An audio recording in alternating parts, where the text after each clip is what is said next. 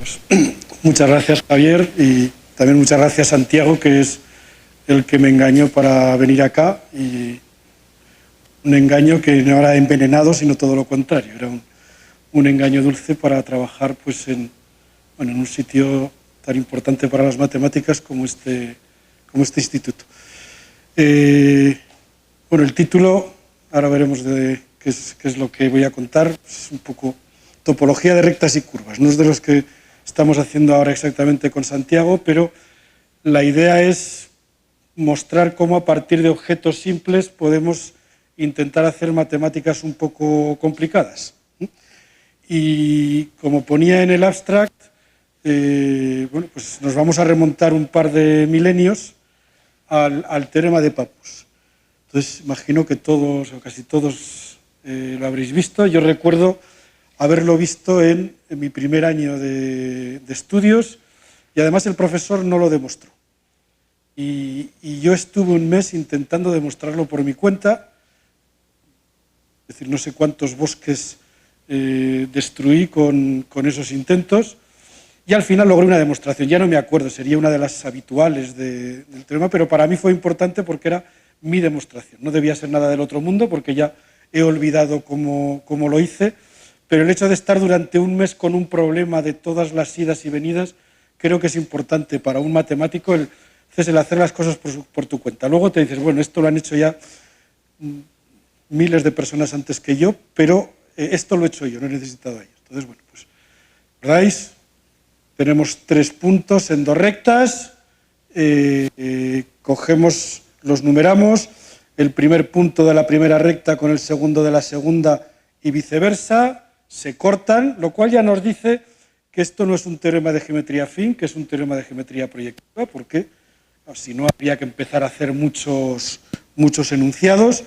Lo mismo para primero y tercero, lo mismo para segundo y tercero, y claro, es decir, si a un niño le das para que dibuje rectas en un papel y haga cosas de estas, lo normal es que cada vez que tenga 3 puntos, esos 3 puntos no estén alineados, ¿no? Y la gran sorpresa es que lo están. Es decir, a mí esto me sigue pareciendo magia, más allá de que sepamos ver cómo se demuestra, ¿no? Y luego, pues cuando hay gente mucho más inteligente que tú, intenta hacer, pues eso, axiomas del plano proyectivo para ver cómo funciona, resulta que esta propiedad está detrás de muchas cosas importantes, ¿vale? Y esto es lo que, dentro de aquí, si extendemos toda esa recta, es lo que yo llamo habitualmente configuración de rectas, pero tanto en Sevilla como en México creo que lo llamáis arreglos. Entonces, salvo que se me escape, esto es uno de los objetos, precisamente, la idea, una de las ideas de topología de rectas va a ser como decir, bueno, lanzamos rectas sobre un plano y vamos a ver qué propiedades no geométricas, sino topológicas tienen. Para hacerlo algo interesante, tendremos que pasar a los números complejos, no a los números reales, pero ya incluso en los números reales es interesante. Entonces ahora quiero pasar de Pappus, vamos a pasar varios, pues entre más de 2000 años, hasta llegar a Riemann y a la geometría compleja del siglo XIX.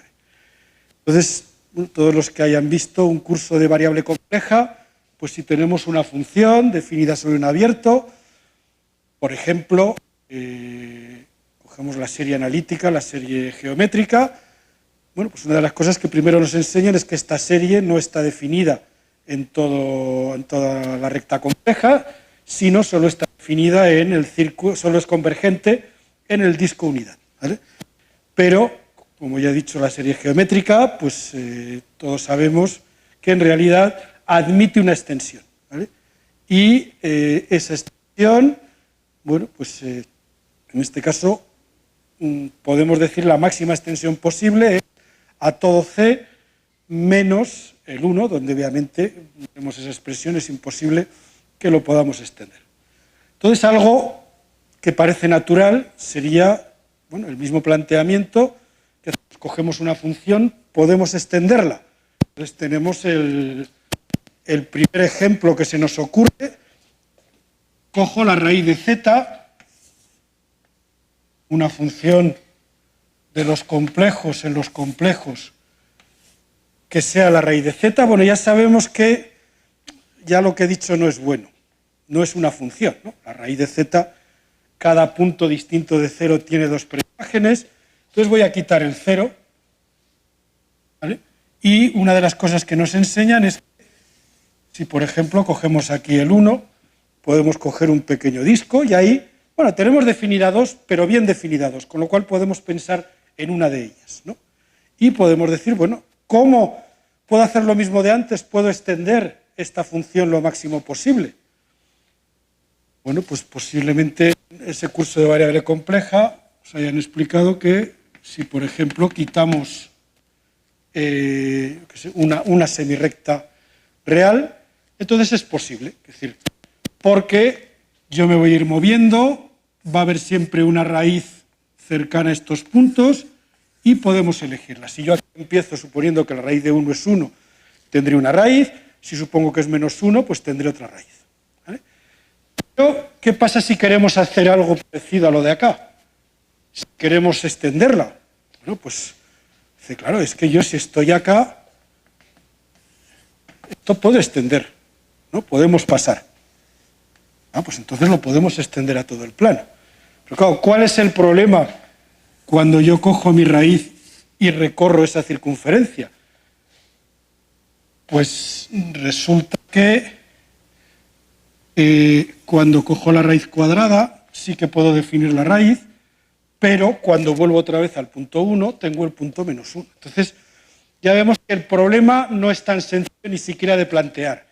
¿Qué es eso del dominio máximo donde lo podemos definir? ¿Vale? Porque aquí, ¿qué es lo que está pasando? Pues que nos estamos saliendo. Entonces, claro, esto es algo complicado y hacía falta gente muy lista para sacar, como por ejemplo Riemann, ¿no? Y entonces Riemann dijo que no, que el problema adecuado no es pensar en un dominio de C, sino realmente esta es una función multivalorada y vamos a buscar un dominio que sea lo que luego se ha llamado la superficie de Riemann de la función, donde está definida.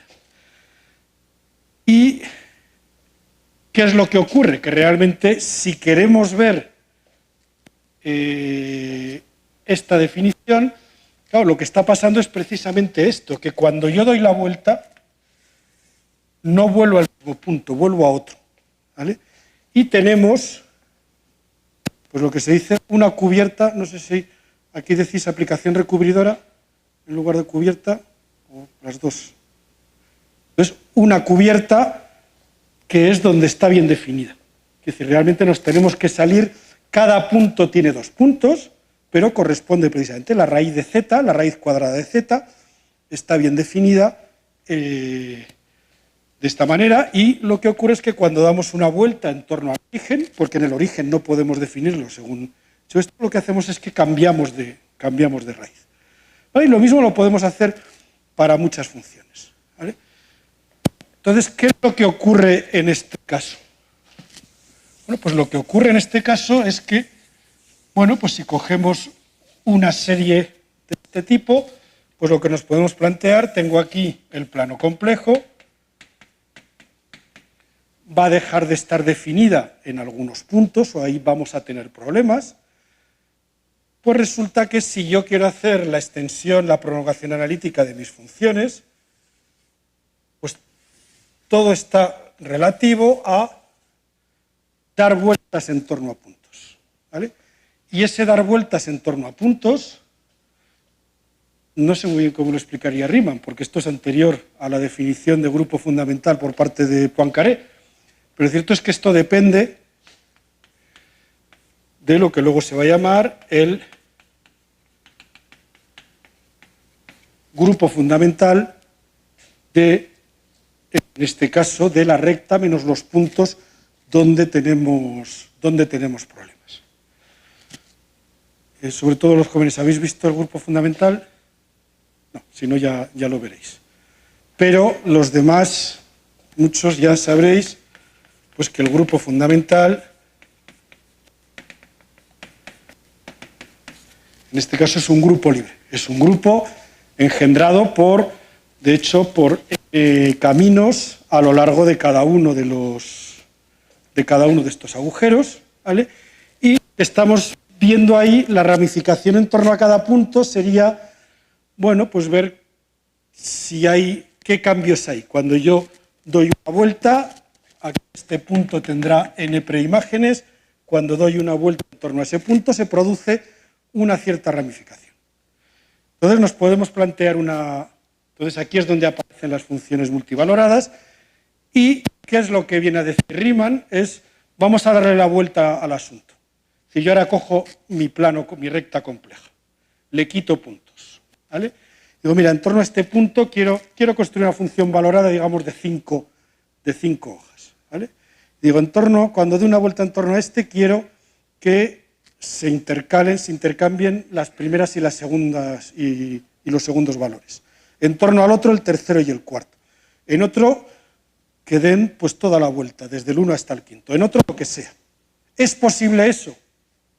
Bueno, pues la respuesta es que sí, ¿vale? Y la razón es una razón más topológica que analítica.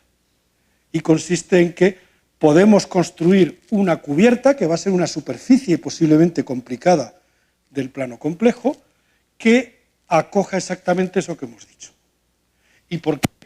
Pues porque realmente es lo que estoy haciendo, estoy yendo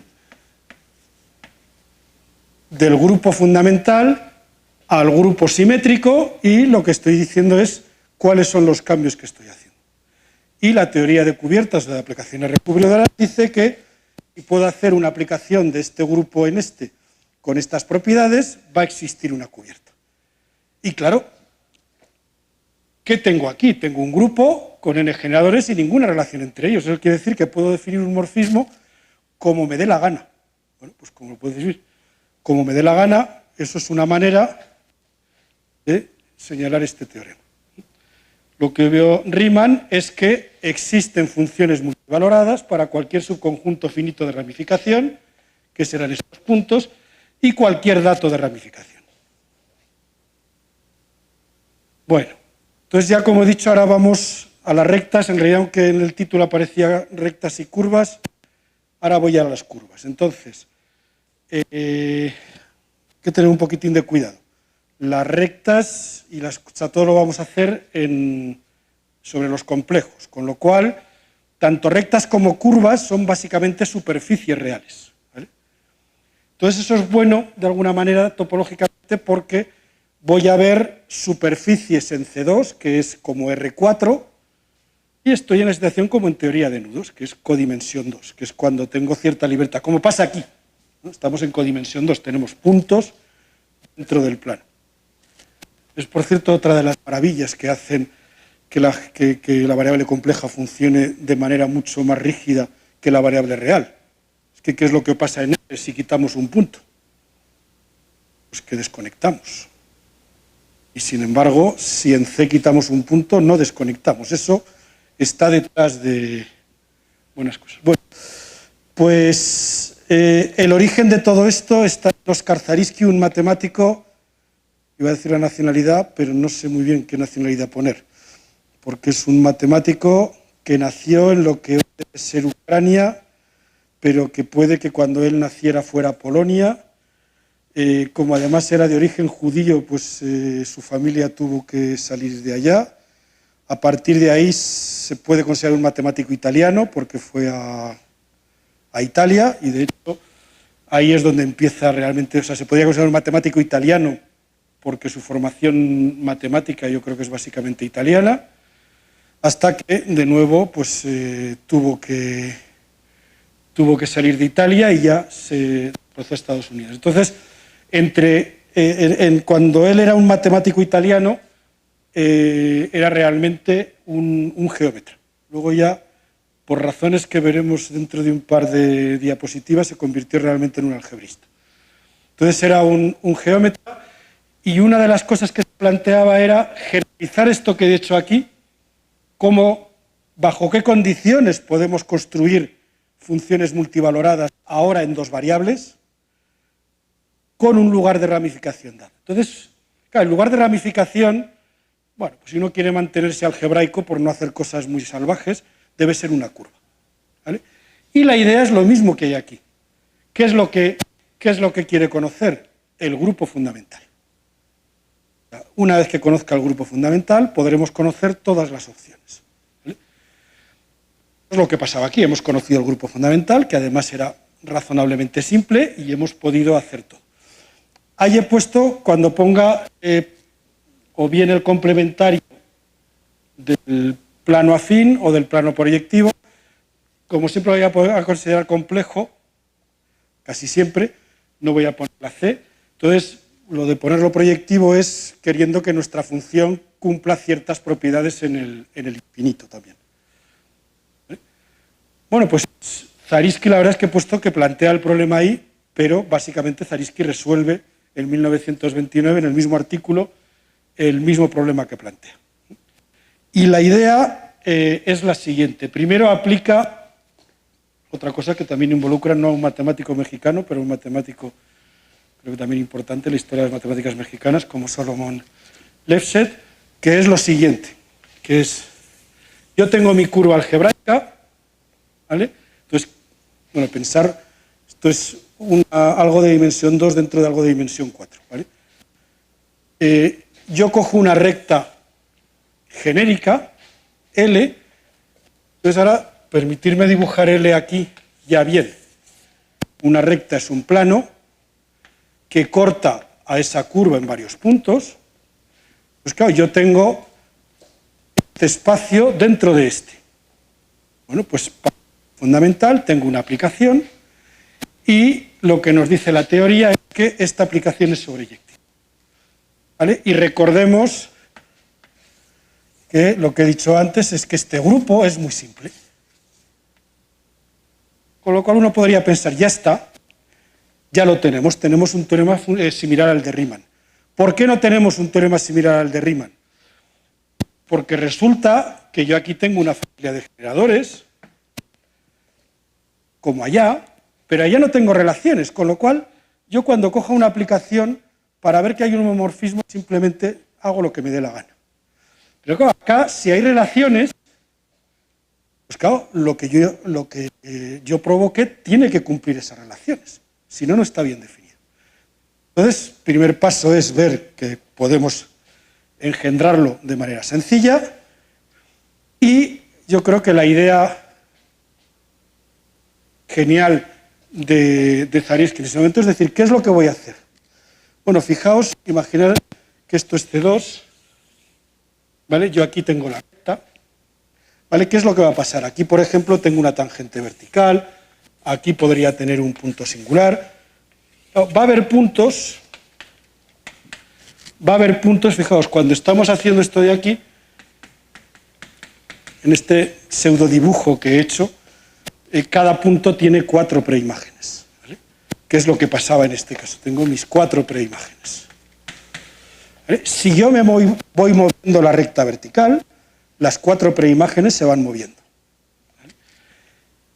Básicamente, ¿qué es lo que va a pasar cuando pasemos una tangente, cuando rodeemos una tangente? Pues lo que va a pasar es que esas 2 de las preimágenes se van a juntar entre ellas. Y lo que va a ocurrir, de hecho, es que va a haber 2 meridianos como esos, 2 lazos, que son distintos cuando estoy en L menos C, pero que cuando doy la vuelta se van a juntar. ¿Vale? Entonces van a ser iguales. Y eso ya me da una relación. ¿Vale? Cuando pasemos en torno a un nodo, pues lo que va a pasar es que esos 2 lazos van a conmutar. En cualquier caso, lo que va a pasar es que los movimientos de estas rectas me dicen que va a haber relaciones. A partir de ahí, Zariski emitió un montón de resultados que luego voy a citar. Que yo sepa, ninguno de esos resultados es falso. Que yo sepa, después de haber leído el artículo, ninguno de esos resultados está demostrado con rigor. Es decir, venía de la geometría italiana y concretamente en esta situación, bueno, pues ve que hay... Pero él mismo se da cuenta de que no está con rigor, ¿no? Y en aquella época en Princeton estaba también un matemático holandés, Van Kampen, al que le dijo que era más topólogo que Zariski, y Zariski le pidió que mirara a ver Claro, sí, eso estaba bien, porque claro, Zariski lo que venía a decir era lo siguiente. Vale, yo tengo unos generadores y he encontrado unas relaciones. Y esas relaciones me bastan para determinar el grupo. Bueno, pues lo de que las relaciones eran ciertas está probado, que es decir, geométricamente es perfectamente entendible. Lo de que bastan, pues hace falta algo más de trabajo. Y ese trabajo fue el que Van Kampen, y de hecho, bueno, pues cuando uno estudia grupos fundamentales hay un teorema esencial, que es el de Seyfer-Van Kampen. Seyfer lo demostró para el caso simplicial, pero básicamente la versión de Van Kampen viene de esto. O sea, Van Kampen lo demostró para aprobar el resultado de Zariski, básicamente. Pero luego se aplica mucho más. ¿Vale? Luego, pues, por ejemplo, Zariski demostró más resultados, porque dice, bueno, yo tengo un montón de curvas, quiero ver cómo cambia el grupo fundamental a lo largo de mis curvas, y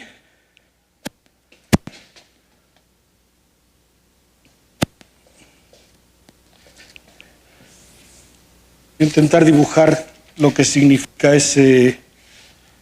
Imaginad que tenéis una familia de curvas, en este caso parametrizadas por un intervalo, de manera que fuera del cero todas las curvas son una deformación.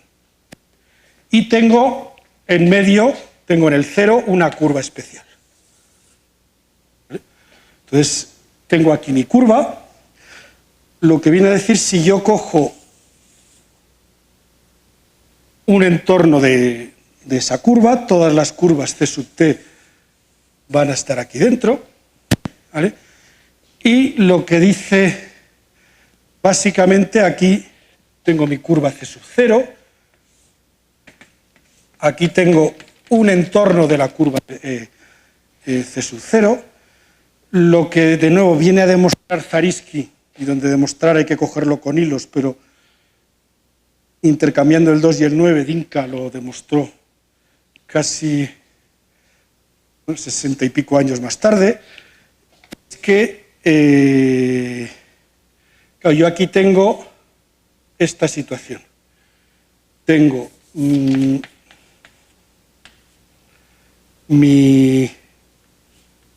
plano menos un entorno de la curva. Y aquí tengo mi plano menos la curva. Bueno, pues resulta que esto es una equivalencia de homotopía. Es decir, que de cara a grupo fundamental todo esto funciona bien. ¿Vale? Y resulta que la curva C sub t queda aquí dentro. Y además no es difícil ver que cuando esto lo hago con grupos fundamentales, esta aplicación es sobreyectiva. Entonces, básicamente esto es lo que estamos. Perdón, al revés. Esto está aquí dentro. Esta aplicación en grupos fundamentales es sobreyectiva. Entonces, ¿cómo utiliza Zariski esto de una manera habitual? Bueno, pues me he saltado, pero la homología de estos espacios, el avenizado de estos espacios se sabe. Entonces, calcular estas cosas no es sencillo. Incluso ahora hay programas donde hay que combinar también análisis numérico, porque si no, no es fácil hacerlo. Entonces, ¿qué es lo que ocurre? Imaginar que yo sé que este es abeliano. Bueno, pues este también. Y de hecho es la manera más sencilla. Es decir, si yo este grupo no lo sé calcular directamente, este grupo lo sé calcular y sé que hay una sobreyección, bueno, pues si es abeliano, pues algo puedo sacar. Incluso más cosas de lo que hay ahí. ¿Vale? Un ejemplo es que luego veremos, pues que si tenemos un arreglo de rectas, pues a partir de ahí se saca que la homología es sencilla. Pero ahora vamos a ir. Bueno, vamos a ver cómo es esta topología, vamos a ver ejemplos sencillos. Primero, ¿cuál es la topología complementario de una recta? Pues si al plano proyectivo le quito una recta, tengo el plano afín, pero el plano afín es contractible, o sea que no es un espacio interesante. Si tengo dos rectas, bueno, si quitamos una tenemos el plano afín, si le quito otra, lo que tengo es C por C estrella. Entonces, C se contrae un punto, C estrella se contrae S1, ya tenemos un espacio un poco más interesante. Bueno, ahora os voy a explicar, porque voy a coger una cónica. En geometría proyectiva se enseña que en el plano complejo solo hay una cónica irreducible. O sea, podemos deformarlas. Entonces voy a coger una que no es la que solemos coger, que es x cuadrado más y cuadrado más z cuadrado igual a 0, porque aunque yo lo haga en los complejos, como he hecho ahí, quiero dibujar real. Claro, esa cónica es vacía. Estamos haciendo la suma de tres cuadrados, ¿no? Pero fijémonos en esta aplicación. Esta aplicación, que va del plano proyectivo en R, ¿vale? Fijaos que estos son coordenadas homogéneas. Esta aplicación está bien definida, ¿vale? Porque numerador y denominador, cuando cambio de expresión homogénea, se multiplican los dos. Si yo aquí multiplico esto por t, tanto numerador como numerador se van a multiplicar por t cuadrado, t conjugado al cuadrado, ¿vale? Con lo cual se va a ir. Ahora, pregunta, ¿cuál es la preimagen del cero por esa aplicación? ¿Qué puntos del plano proyectivo se envían a cero? Pues claro. Bueno, primero ya vemos que el denominador no se anula nunca, o sea que la aplicación está bien definida. ¿Y qué puntos van al cero? Pues la cónica, porque lo que estoy haciendo aquí es la ecuación de la cónica por el conjugado de la ecuación de la cónica. Los únicos elementos donde se anula ese producto son los que anulen a la cónica. Aunque todavía no lo vamos a decir, por lo menos, ¿qué objetos, qué puntos puedo garantizar que su imagen es 1? Pues fijaos, si x y z son números reales, lo de arriba y lo de abajo es lo mismo, ¿vale? Con lo cual, estamos en esa situación. ¿Qué es lo que se puede ver? Y de hecho, esto está escondido en un trabajo de 2003, escondido me refiero porque lo hacen en dimensión general, Ledun Tran y dos personas que también conocéis muy bien aquí, Pepe Seade y Alberto Berhovsky. Y yo recuerdo que cuando oí la presentación de este trabajo en Lille, hace ya unos cuantos años, el objetivo de esa charla era hablar de cuál era la topología de una cónica dentro del plano proyectivo, ¿vale? Y, por ejemplo, en este caso resulta que, bueno, que esta aplicación este infinito es sencilla. Se puede ver que los únicos puntos críticos son el 0 y el 1, con lo cual que la imagen es el intervalo cerrado. Como los únicos puntos críticos es el 0 y el 1, entre 0 y 1, pues no pasa nada extraño. Esta preimagen es del 0, como he dicho, es C, la del 1 es el plano proyectivo real. Y a partir de aquí no es difícil ver que, claro, si yo quito me quedo solo con el intervalo semicerrado 0, 1, cerrado por la derecha, bueno, tengo la preimagen de P2 menos C y puedo homotopar todo a la preimagen de 1, que es el plano proyectivo. Entonces, si cogéis una cónica dentro de un plano proyectivo complejo, el tipo de homotopía del complementario es el plano proyectivo real. Y no sé, porque como les interesa un caso más general, no sé si está escrito con esta literalidad en el artículo de Lea, Alberto y Pedro, pero en realidad esto es suyo, ¿vale? Algo similar podemos hacer para cualquier curva lisa. Entonces, de nuevo, esto no está dicho tal cual en el artículo de Anatoly Lipgover del 86, pero se puede decir. ¿Cuál es el tipo de homotopía del complementario de una curva lisa en el plano complejo? Bueno, pues resulta que se puede probar que el grupo fundamental es cíclico de orden D, si la curva es de orden D, y aquí estoy expresando un CW complejo que tiene ese grupo fundamental. Este CW complejo es coger un disco, la circunferencia del borde, partirla en D trozos e identificar uno detrás de otro. Es como seguramente os han enseñado a construir el plano proyectivo, pero solo con dos trozos. Claro, cuando uno hace solo dos trozos, en el plano proyectivo obtiene una superficie. Esto no va a ser una superficie, ¿vale? Porque, claro, cada punto, como entorno, tiene un montón de semidiscos. Claro, cuando solo son dos, nos queda un... ¿Vale? ¿Cuál es la característica de Euler de ese complejo? Tenemos un vértice, una arista, una cara, pues es 1. ¿Vale? Con lo cual, bueno, en este caso, justamente lo que ocurre es que para obtener el tipo de homotopía, lo único que hay que hacer es el wedge con tantas esferas como es necesario para que estos dos espacios tengan el mismo, la misma característica de Euler. Y en este caso es suficiente. Bueno, y ahora voy a ver el por qué, hacer un poco de historia, pues por qué Zariski renegó de la geometría.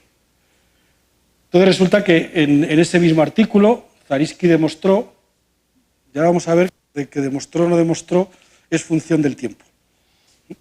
Zariski demostró que si C es una curva nodal, entonces su grupo fundamental es abeliano. Es decir, para las curvas lisas, eso sí que lo demostró de manera eficaz, pero aquí dijo que no, el grupo fundamental también es abeliano. Entonces, ¿qué es lo que hizo? Lo que hizo fue decir, mira, voy a empezar en un caso donde lo sé hacer, que es rectas. Rectas que solo se corten en puntos dobles. Y la idea es que si yo voy barriendo todas las rectas, cuando voy a pasar en torno a cada nodo, esos dos, los generadores van a conmutar, lleva un poco más de trabajo, pero básicamente es eso. Entonces, es decir, en una página se puede demostrar con todo rigor que ese grupo fundamental es abeliano. ¿Vale? ¿Y qué es lo que ocurre? Pues, por ejemplo, imaginemos que ahora tengo una cúbica nodal. ¿Vale? Entonces, cojo 3 rectas. Bueno, hay teoremas de deformación que nos dicen que bajo determinadas condiciones podemos borrar algunos puntos singulares y dejar otros. Eso no es cierto siempre, pero cuando solo hay dos se puede hacer con completa libertad. Es decir, que yo aquí puedo deformar este punto singular, que aquí puedo deformar este punto singular y tendría, bueno, no sé si es degeneración, regeneración. Entonces, aquí estamos precisamente en este teorema. Tengo C sub 0, los degenerados a las rectas, tengo un montón de curvas, todas iguales, que se aproximan, entonces tengo un epimorfismo de grupos. Por tanto, este grupo es abeliano. Pero claro, no lo estoy probando para cualquier curva nodal, lo estoy probando para curvas nodales que estén muy cercanas a arreglos genéricos de rectas. Claro, cuando uno va moviendo, aunque no estén cercanas, si uno va moviendo las curvas y no cambia las singularidades en el movimiento, se puede ver que hay una isotopía. ¿Vale? Entonces, ¿qué es lo que dijo? Bueno, pues Severi había demostrado en 1921 que si cojo todas las curvas nodales con el mismo número de nodos y componentes irreducibles, es irreducible, eso es un espacio conexo. Con lo cual quiere decir, yo tengo una, resulta que la puedo conectar a una que está cercana a las rectas. Con esta conexión no cambia la topología, la de cerca es abeliano, pues ya está, la demostración es impecable.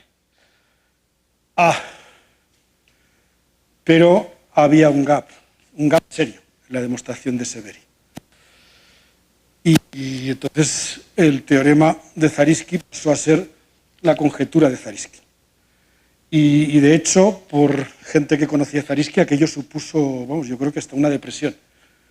Entonces, para empezar a desconfiar, dice, si uno no puede confiar en Severi, pues posiblemente todavía pueda confiar menos en otra gente. Y los argumentos geométricos excesivamente de agitar las manos, pues tampoco son confiables. Entonces ahí es cuando nace el Zariski más algebrista.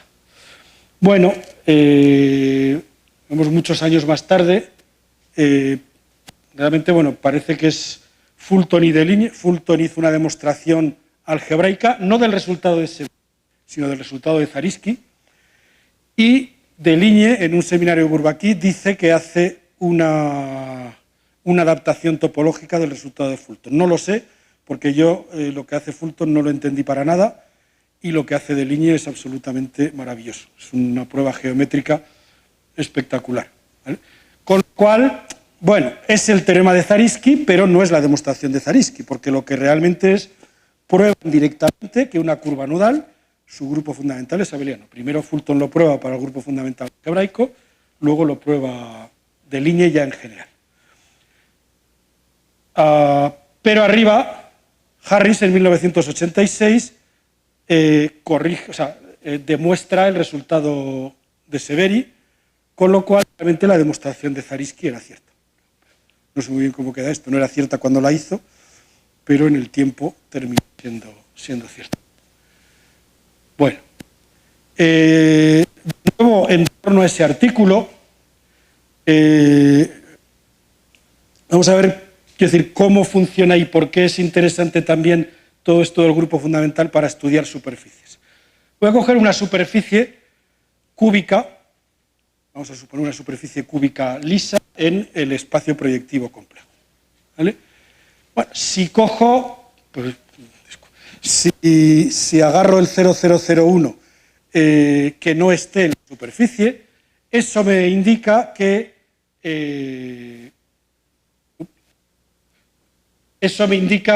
la ecuación tiene que tener un término ante Q. ¿Vale? Y el término ante cuadrado es fácil quitárselo. Entonces resulta que podemos encontrar un sistema de coordenadas donde esa superficie tenga esa ecuación. ¿Y para qué? ¿Por qué es útil la geometría proyectiva? Porque uno puede proyectar. Entonces proyectamos desde ese punto y ¿qué es lo que tenemos? Tenemos una cubierta 3:1, porque para cada valor de x y z en la superficie básicamente hay 3 valores, que serían las 3 raíces de ese polinomio. Claro, siempre no, siempre que ese polinomio tenga 3 raíces distintas. ¿Cuándo deja de tener 3 raíces distintas? Pues cuando se anula el discriminante. ¿Y dónde se anula el discriminante? Está ajustado para que se anule esto. Si quiero que sea una cúbica, tiene que ser f2 es un polinomio homogéneo de grado 2, f3 es un polinomio homogéneo de grado 3, y tenemos esta curva que es donde se anula. Entonces, ¿cuál es la situación acá? Bueno, pues la situación es la siguiente. Tengo en P3 una superficie, proyecto en el plano, y en ese plano voy a tener una curva donde ramifica la superficie.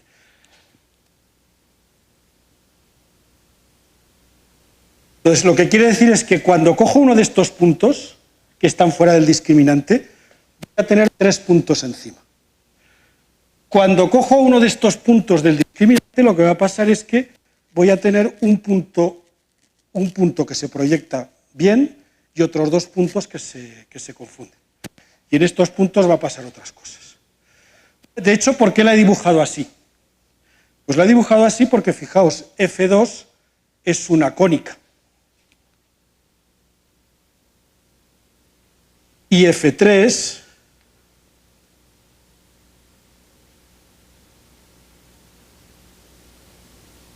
es una cúbica. ¿Vale?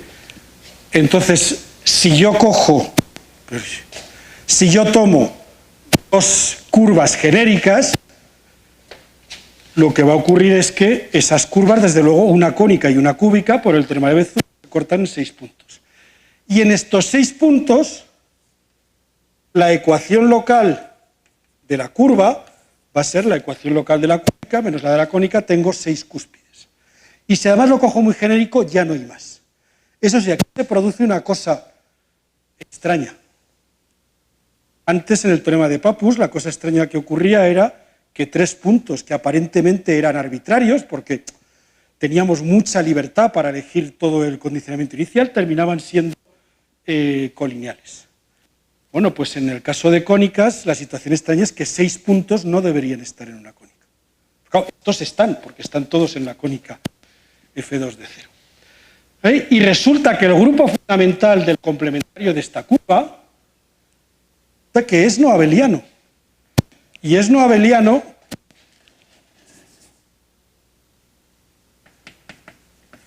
porque la existencia de esta cubierta me permite encontrar un epimorfismo en el grupo simétrico de 3 hojas.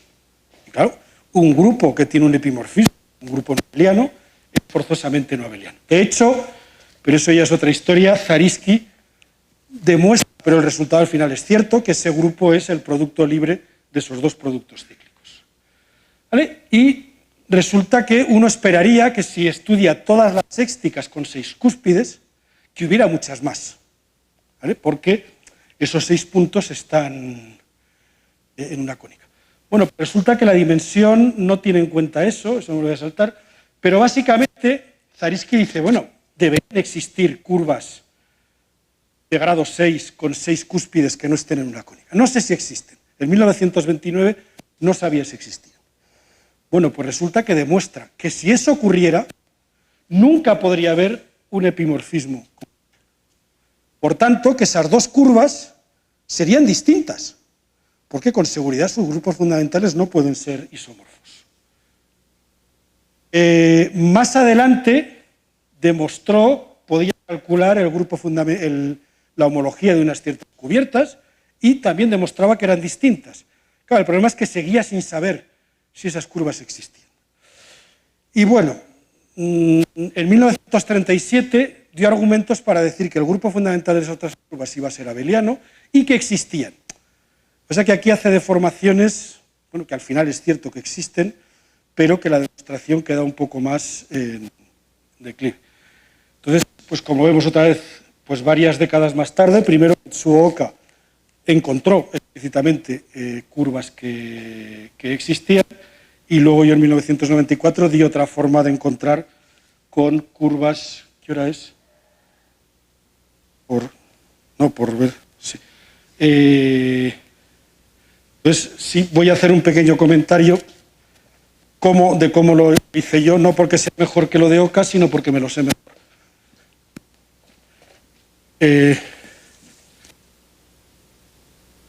¿Alguien está familiarizado aquí con las cubiertas de Kummer? Bueno, dicho así queda muy rimbombante, pero una cubierta de Kummer no es más que una aplicación. Consiste en enviar x y z a x a la n y a la n z a la n. Esta es una aplicación de n cuadrado hojas. De hecho, es una cubierta regular de el grupo cíclico. Está ramificada. ¿Está ramificada dónde? En los ejes. O sea, cada punto que está fuera de los ejes tiene n cuadrado preimágenes. Los puntos que están en los ejes, pero que no son intersección de dos rectas, tienen solo n preimágenes. Y los vértices tienen una preimagen. ¿Vale? Coges 1, 0, 0, la única preimagen es 1, 0, 0. ¿Vale? Entonces la idea es muy simple. Primero, eso voy a poner 2, y voy a coger una cúbica. En una cúbica, ¿cuántos puntos de inflexión tenemos? En una cúbica lisa. Tenemos 9. 9 es mayor que 3, ¿no?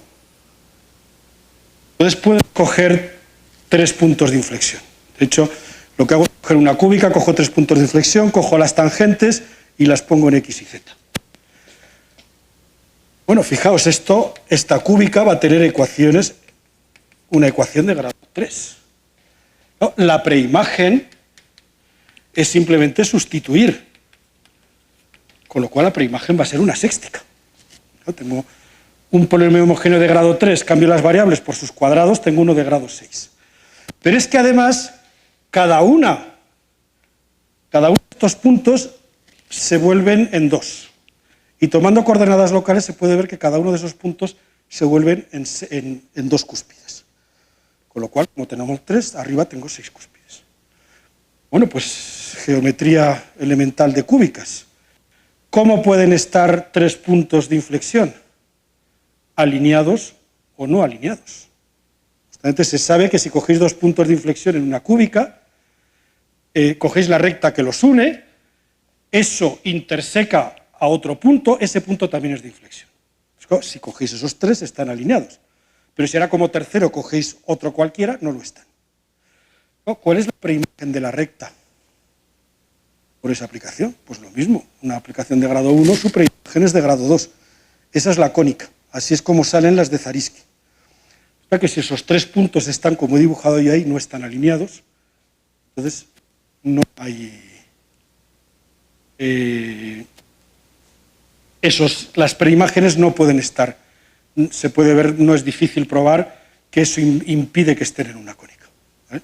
Entonces eso nos da ecuaciones pues explícitas de esa situación, ¿vale? Bueno, vale, pues esto es lo que más adelante definimos. A ver, voy a saltar un poco esto porque yo creo que en la parte de combinatoria va a ser mucho más sencillo para rectas.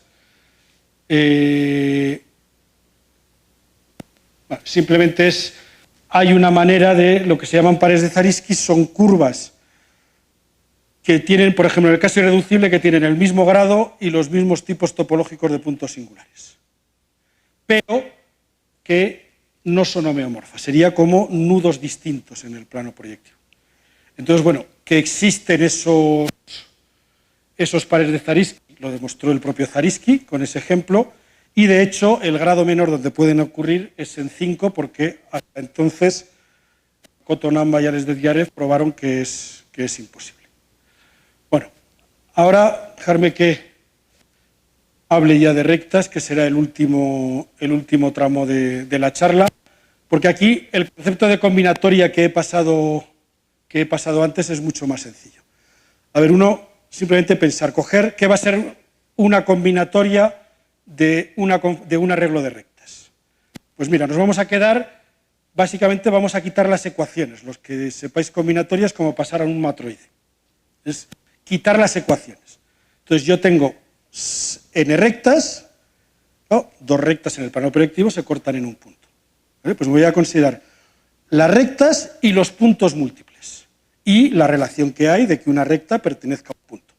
Eso es la combinatoria, es decir, el modelo de intersección entre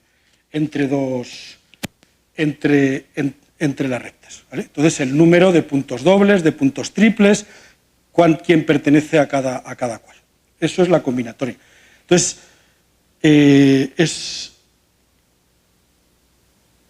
básicamente entonces, fijaos que si queréis pensar de otra manera, si cogéis dos arreglos de rectas, tienen la misma combinatoria si podéis hacer un homeomorfismo de los arreglos, pero en abstracto, sin pensar cómo están, ¿vale? Porque simplemente enviáis, claro, cada recta proyectiva es una esfera, enviáis cada recta a la recta que tiene la misma combinatoria, los puntos los movemos para que vayan igual y ya está. Eso sería el concepto de combinatoria, ¿vale? Entonces, la pregunta es, ya antes hemos visto, ¿hay pares de Zariski de curvas? ¿Hay pares de Zariski de rectas? Bueno, pues la respuesta es sí. De nuevo, esto es un trabajo que tuvo una historia un tanto... Grigori Rivnikov en 1994 pues lanzó un preprint a la gente que conocía, que a su vez fueron lanzando a más gente, donde daba un ejemplo de dos configuraciones de rectas expresadas de manera muy concreta, donde el grupo fundamental no era homeomorfo, del complementario. Entonces, justamente sería lo que hemos llamado el grupo fundamental. Estas configuraciones no las puedo dibujar. O sea, las rectas tienen que tener necesariamente, muchas de ellas, ecuaciones complejas, con lo cual no podemos hacernos una idea de cómo funcionan.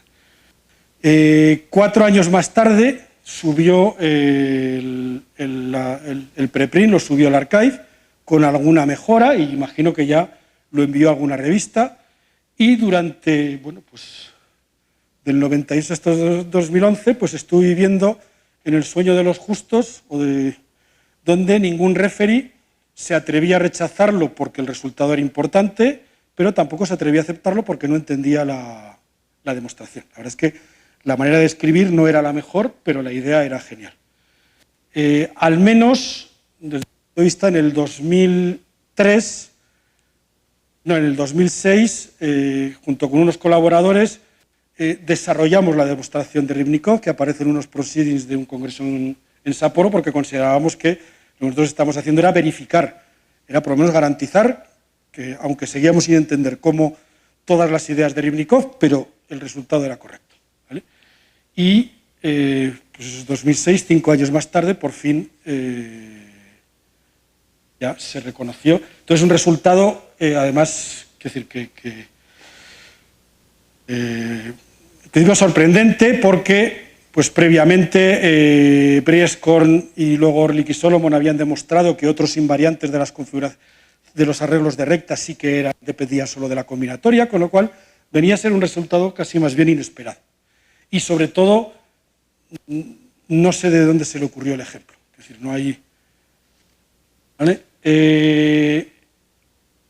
Posterior, depende cómo lo veamos, posterior anteriormente, pero realmente posteriormente, con Jorge Carmona, José Ignacio Cogolludo y Miguel Marco, hicimos algo parecido, pero en este caso con configuraciones que sí que podíamos dibujar. De hecho, gracias a una observación de Santiago, vemos que están relacionadas con el pentágono y el pentagrama. O sea que hay una manera de dibujarlas.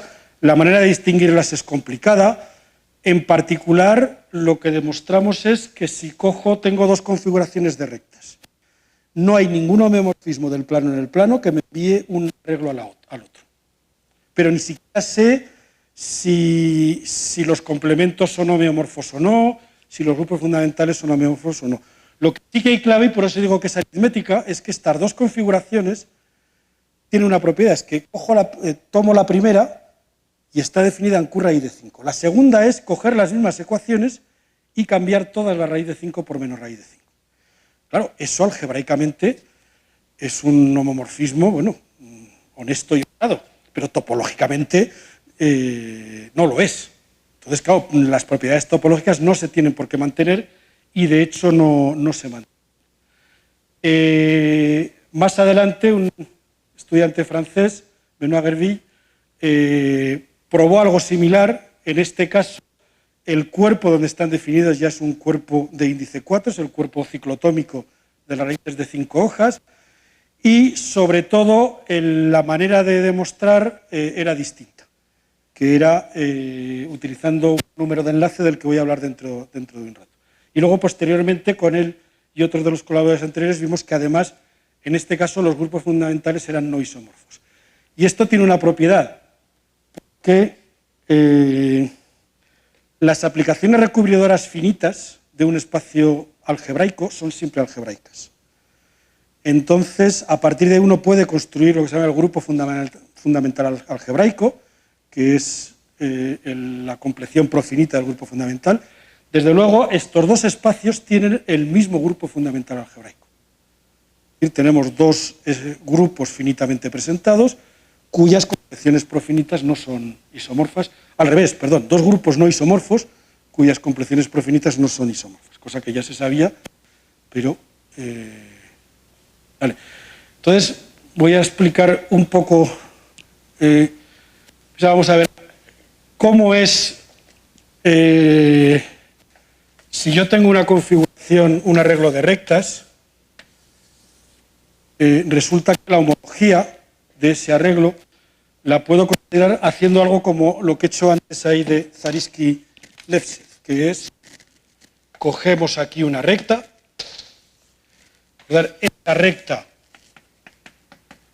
son puntos, entonces tengo aquí, para cada recta, tengo un generador de la homología. A ver, la suma de todos esos generadores me da lugar a ese ciclo. Pero claro, como estoy en una esfera, ese ciclo es trivial, ¿vale? Bueno, pues básicamente la homología la puedo identificar con la suma directa de un generador para cada recta, de manera que la suma de todos es igual a 0. O si lo hago multiplicativamente, que el producto es igual a 1. Bueno, a cada punto múltiple se le puede asociar también un valor que sería la suma de los generadores de todos ellos. Eso tiene algo geométrico, pero me lo voy a saltar. Y ahora puedo considerar un carácter, que es un homomorfismo de este espacio en C estrella, ¿vale? Que simplemente, fijaos que sería asignar a cada X sub B un número complejo, de manera que el producto de todos ellos es 1. Bueno, pues si ahora tomo un ciclo de puntos y rectas, de manera que cada punto, si son dos rectas, se cortan en un punto doble, si es un punto y una recta, el punto pertenece a la recta o viceversa, y hago un ciclo. Y ese ciclo cumple esta propiedad, que ese carácter se anula en todos los elementos del ciclo y en todos los vecinos. Bueno, simplemente lo que tiene sentido es que ese ciclo lo puedo sacar de muchas maneras, pero de todas las maneras de los que lo saque al complementario, la imagen del carácter va a ser la misma, ¿vale? Y eso nos va a dar un invariante topológico, que es lo que hicimos con Vincent Flourens y Benoît Gerville. Este es muy difícil de calcular, hay maneras de dibujar, sobre todo en el caso en que estoy hablando, que la configuración sea compleja y se puede hacer, pero es difícil, es decir, formó parte básicamente de la tesis de Benoît Gerville, fue buena parte saber cómo se calcula. Entonces ahora voy a terminar no con resultados míos, sino con unos resultados de unos estudiantes que ya doctores, Benoît Gerville y Juan Viu, que están ahora en São Carlos. Entonces, ellos han definido un concepto particular que se llama los siguientes arreglos de rectas. Entonces, estos arreglos van a tener 3 más R rectas, ¿vale? Lo de 3 más R viene porque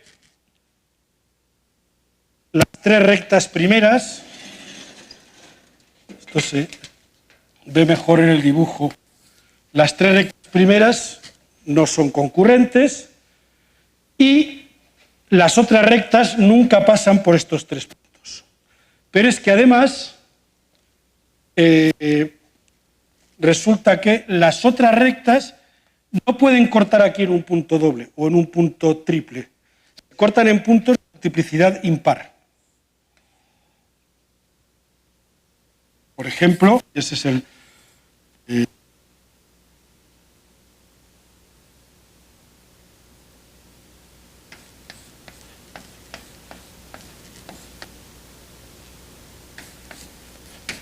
¿vale? Y luego estas rectas entre sí, los puntos que no estén, son solo puntos dobles, ¿vale? Esto es lo que ellos llaman, no lo llaman así, obviamente, un arreglo de Gerville-Viu. Entonces, estas son las condiciones. Vale, entonces lo que ocurre es que si aquí cojo un carácter que envía el generador de estas rectas a 1 y los generadores de las otras rectas a -1, este triángulo cumple las condiciones que he dicho, ¿vale? Entonces aquí tiene un carácter. Cuidado, el triángulo ese parece que lo tendría que orientar. Tengo 2 orientaciones posibles. Pero como mi carácter es más -1, es decir, si tengo 1 tendré el inverso, o sea que el valor va a ser siempre el mismo, ¿vale? Entonces, aquí viene, y ahora ya con esto yo creo que voy a terminar, y haciendo el dibujo, es ¿qué es lo que ocurre? Bueno, pues ahora vamos a suponer que uno de esos arreglos lo hemos construido con ecuaciones reales. Y en lugar de dibujar el arreglo, voy a dibujar su dual. Entonces recordemos, hay 3 rectas y sus 3 puntos de intersección especiales. Bueno, las 3 rectas me definen 3 puntos en el dual, los 3 puntos me definen 3 rectas. Esas 3 rectas, ¿qué pasa si tomamos 3 rectas en un plano proyectivo no concurrentes? Lo descomponen en 4 trozos. Si queréis pensar, tomáis los 2 ejes del plano real y la tercera recta es la recta del infinito. Los 4 cuadrantes es lo que estamos tomando. Bueno. Y resulta que cuando miro los puntos n sub i, esos se van a colocar en alguna de esas componentes conexas, en alguna de esas celdas, ¿vale? Bueno, pues resulta que la paridad de puntos en cada una de esas celdas va a ser siempre la misma. O siempre van a ser pares o siempre van a ser impares. Y además esa paridad, más -1, va a ser el invariante que hemos producido. Claro, ¿qué es lo que pasa aquí? Hasta ahora, en todos los casos anteriores, básicamente había que usar potencia informática para ver si estos eran pares de Zariski o no. Aquí nos encontramos con que tenemos que hacer un dibujo y, de hecho,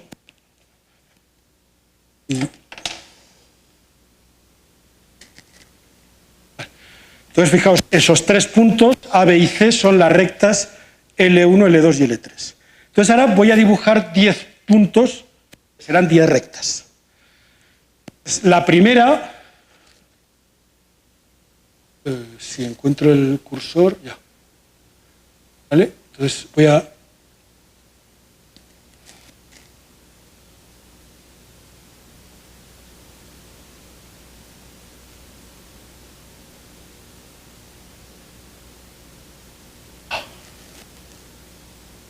Lo voy a cerrar y abrir otra vez porque...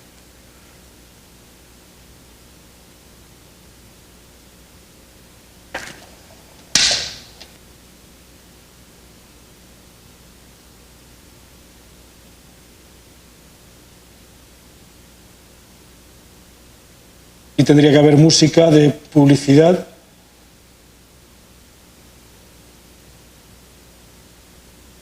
Creo que ahora sí que se abra bien.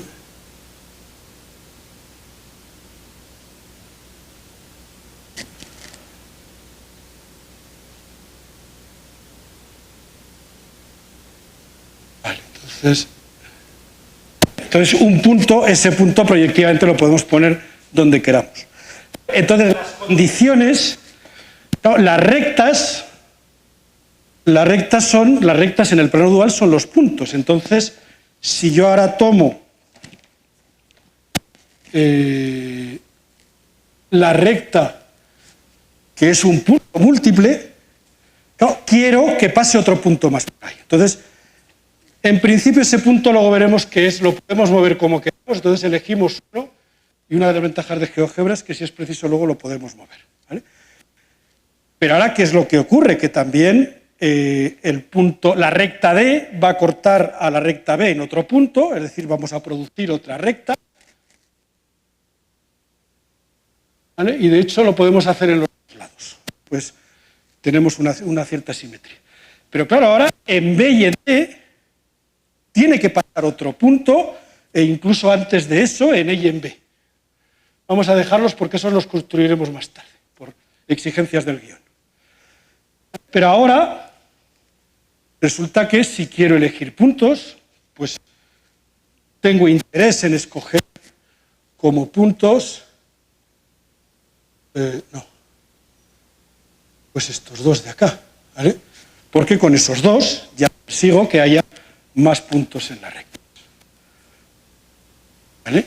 Entonces, pero claro, ahora esto parece que es un no acá, porque ahora, claro, construimos también estas otras rectas, ¿no? Ahora vamos a escoger estos dos puntos, vamos a guardar un momento porque son libres, ¿vale? Los hemos tomado para que en estas dos rectas haya tres puntos, ¿vale? Pero para nada más. Y pues tomamos todas que parece que tener cuidado porque no, es decir, queremos hacer algo finito, no infinito. Entonces ahí está, no sé si ya hemos construido muchas rectas y ahora vamos a tomar dos puntos. ¿Vale? ¿Veis esos puntos? HB y HC. Casi estamos. Vamos a coger estos dos, creo que ya... ¿Vale? Bueno, y ahora podréis pensar que decir, ahí GeoGebra trabaja numéricamente, con lo cual podría haber errores de redondeo, pero no, básicamente, fijaos que aquí, de las rectas que salen, todas tienen dos puntos. He escogido aquí 10 puntos. De las rectas de acá, dos puntos, y aquí 4, con lo cual no es exactamente ese dibujo, y aquí algo similar. 2 puntos, 4 puntos. Realmente, eso ha dependido de cómo he escogido el punto G. ¿Vale? Con otro punto G, como vamos a ver ahora, espero, las cosas no habrían sido... ¿Vale? ¿Veis? Estamos haciendo el rastro de lo que hace el otro punto. Aquí no tenemos puntos dobles. Sin embargo, de hecho, según vamos moviendo el punto G sub B, el punto I recorre una parábola. Y esa parábola va a volver a cortar a esta recta en otro punto. Esto es ni siquiera Bézout, es Bézout de rectas icónicas. y solo en otro punto. Entonces, claro, la combinatoria de los duales de estas dos es exactamente lo mismo. Todos los demás puntos han quedado donde estaban. Y cuidado que esta deformación, en esta deformación, claro, esos 3 puntos, ese punto triple, se había transformado en 3 puntos dobles. Pero vuelve otra vez a ese momento, ¿vale? Entonces, todo esto se puede justificar, pero claro, aquí viene lo que he dicho del teorema de Gerville-Biot, que dice, vamos a calcular el invariante. Pues en el primer caso, cuando estoy en la primera parte de esta parábola, parece, ¿no? Claro, los 10 puntos están en el triángulo y en el resto hay 0, con lo cual se cumple el teorema, hay 10. Cuando hemos hecho esto, cuidado porque se han movido más. No solo se ha movido este punto, se han movido más. ¿Veis? Aquí, por ejemplo, hay otro de los puntos. Bueno, aquí quedan 7 y claro, eran 10 en total, en cada uno de los 3 quedan, ¿vale? Entonces, bueno, pues resulta que con esta manipulación, este es solamente uno de los casos, el resultado es más general, pero una de las ventajas es que, claro, ahora hemos reducido contar un invariante relativamente complicado tanto de definir como de calcular por el proceso de contar puntos, que es sencillo, ¿vale? Y ya, yo creo que tendría que terminar.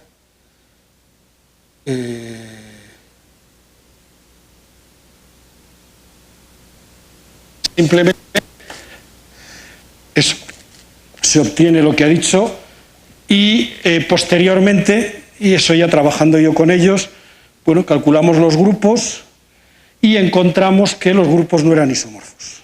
Pero ahí sí que la demostración, de hecho está publicado en Experimental Mathematics porque, bueno, pues lo que hicimos fue comprobar que era cierto y lo que hay que hacer es calcular la serie central descendente, se calculan el graduado, los cocientes de esa serie, los números de Betti no cambian, eso, o sea, el rango, eso ya se sabía por Alexander Suciu, pero la torsión, de pronto en uno de los dos aparece una torsión. Claro, digamos, es más fuerte este resultado que el primero, pero no tengo ni idea de dónde sale esa torsión, simplemente sale. Estamos intentando estudiar, pero bueno. Entonces, bueno, simplemente es que, pero esto lo voy a saltar, hay un procedimiento muy sencillo de Benoit-Gerville para encontrar pares de Zariski con el mismo grupo fundamental, entonces era algo que no era esperado, ¿eh? Y lo último que me queda es desearos las gracias por haber aguantado esta charla.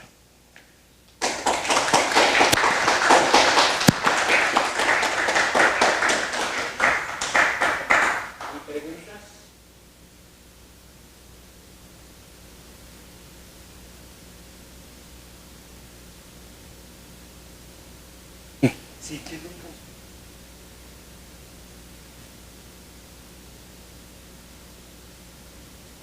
bueno, los que aparecen en general,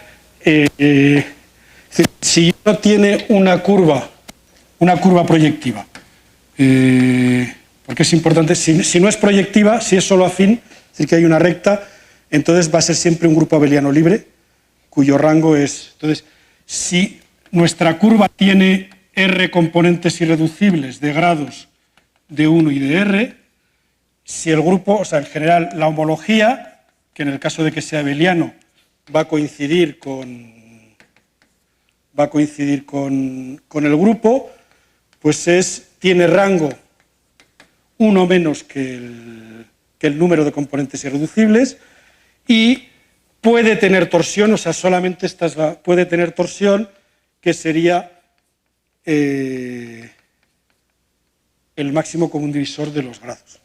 Por ejemplo, si nuestra curva son dos cónicas, entonces dos cónicas, por ejemplo, que se corten transversalmente, el grupo fundamental es abeliano y es Z más Z2.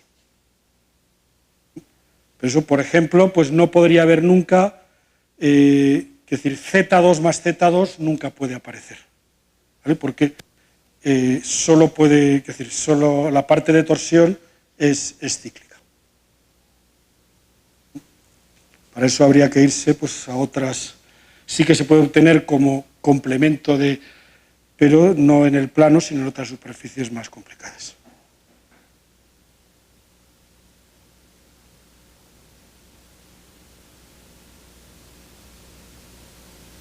¿Sí?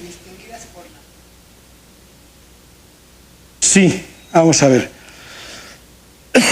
De hecho, no sé qué he hecho con el borrador. Bueno, la verdad es que podía seguir borrando con la mano, que es lo que...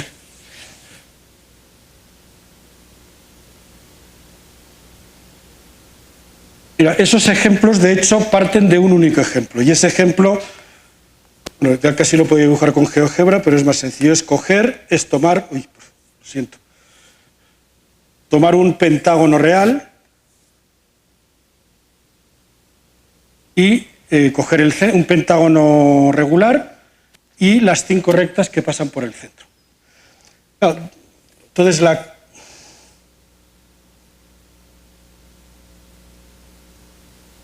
bueno, siento... Esto justifica el por qué antes he utilizado GeoGebra. Pero realmente cuando uno ve un pentágono, también ve un pentagrama. No he terminado de dibujar todas, pero es decir, sería casi es más sencillo dibujándolo al revés. Si uno dibuja un pentagrama, ¿no? También tiene un pentágono aquí. Y las rectas que pasan por los vértices, bueno, supongamos que lo dibuja bien, son las mismas, ¿vale? Claro, eso no me puedo dar. Entonces, la manera de construir ahí mi par de arreglos es añadir una recta que rompa las simetrías. Es un pentágono regular, tiene muchas simetrías. Pero además de las simetrías, de las isometrías euclídeas, el orden cíclico del pentágono y el orden cíclico del pentagrama son distintos. Entonces hay una transformación que no es una isometría, pero que se puede hacer. ¿Vale? Y entonces lo que pasa es que si añadimos una recta, se puede pasar de una a la otra. Entonces ahora, ¿qué es lo que ocurre si, por ejemplo, cojo esta recta y la mando al infinito? ¿Vale? Si la mando al infinito, las otras 4 rectas son 4 rectas paralelas. Y aquí lo que va a pasar es, bueno, lo que pasa en todas es que, ya hago un dibujo, tal y como se ve, lo que va a pasar es que cada recta vertical tiene dos triples y uno simple. Y de hecho también va a haber, pues en el infinito va a haber 2 de esas rectas, van a ser 2 pares de rectas paralelas, porque esa situación. Bueno, pues aquí es donde viene lo de la monodromía. Claro, esto recordad que lo estamos haciendo siempre en los complejos, ¿vale? Entonces yo aquí tengo, claro, si yo miro mis rectas, las que no son verticales, lo que está pasando aquí es que si yo hago la proyección vertical, cuando yo cojo una recta vertical que no sea ninguna de estas, claro, corta en 5 puntos. ¿Qué es lo que va a pasar? Cuando yo doy una vuelta en torno a esas rectas verticales, bueno, se produce una trenza, por eso se llama monodromía de trenzas. Claro, pensar que es una, no sé si sabéis qué es una trenza, pero lo que estoy haciendo son 5 puntos en el plano que los estoy moviendo. Claro, y ahí realizan un movimiento. Entonces, resulta que este movimiento, en este caso, se puede expresar como una aplicación del grupo fundamental cogiendo el infinito del plano menos 5 puntos en el grupo de trenzas de 5 hilos. Eso es un homomorfismo. Y eso es la monodromía de trenzas. Eso es lo que nos dice cómo se están moviendo. Bueno, pues con Jorge Carbona y José Ignacio Cogolludo demostramos que en esta situación, es decir, cuando tengo una... Fijaos que aquí lo que ocurre es que si uno toma una curva, esto se puede hacer también para curvas, no solo para rectas. Uno toma una curva y las rectas se dividen en 2 tipos. Las que cortan en tantos puntos como el grado de la curva y las que cortan en menos. Las que cortan en menos es un número finito y podemos hacer lo mismo que hemos hecho ahí, ¿vale? Entonces, resulta que tenemos un morfismo. Ese morfismo se puede expresar de distintas maneras. Al final se ve como una lista de trenzas. Entonces, a esa lista de trenzas le podemos hacer jugadas.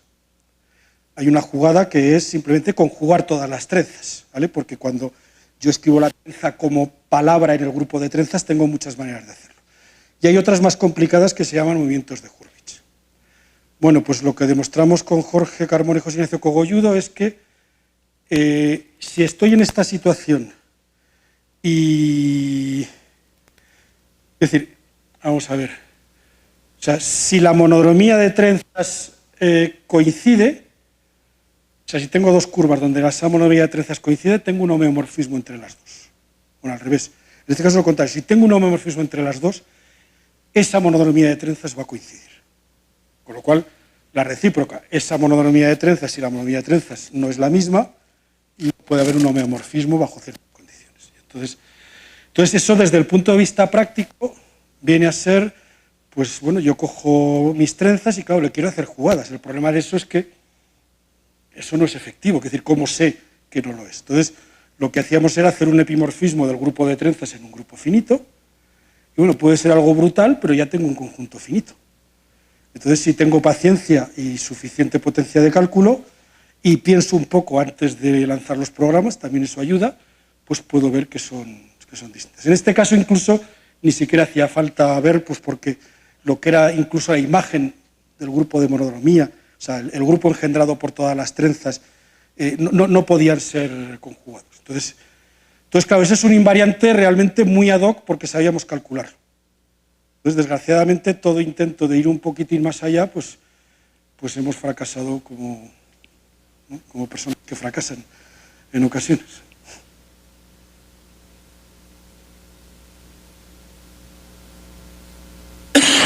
Bueno, en el último ejemplo, de hecho, no hemos calculado la monodromía de trenzas. O sea, bueno, realmente sí la hemos calculado porque la monodromía de trenzas es básicamente lo que he dicho de Zariski de mover las rectas, pero metido en digamos, en algo un poco más formal. Y con eso podemos calcular el grupo.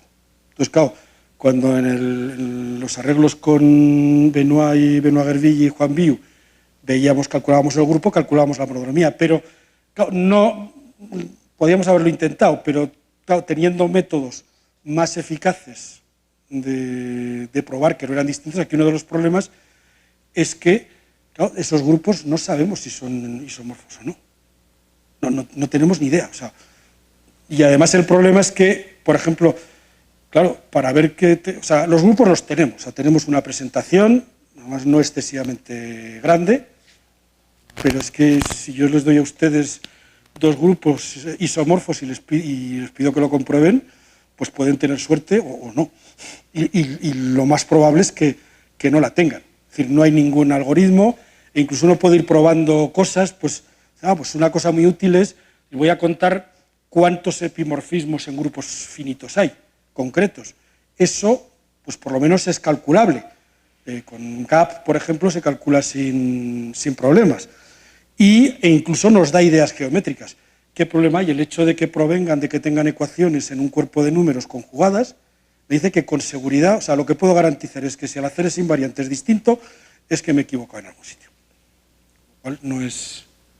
Entonces, es el único invariante que por el momento sabemos que podemos hacer algo. Y el problema es que encontrar un ciclo donde podamos, un carácter y un ciclo donde podamos hacer lo que hemos hecho en el último artículo, lo que hicieron ellos no se puede hacer siempre. Entonces, en particular, porque eso depende mucho de la combinatoria, porque claro, lo que queremos es encontrar un ciclo donde haya muchas rectas, donde el carácter sea trivial, pero además queremos que los puntos múltiples, el producto, entonces cuando uno empieza a poner condiciones es muy rígido. Entonces, para estas configuraciones o para las configuraciones de Rybnikov, simplemente uno lo hace y no le sale ningún carácter donde pueda hacer esas cuentas.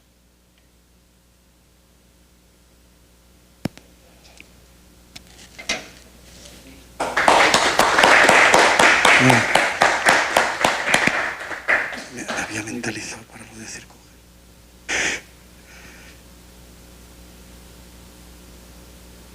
Bueno.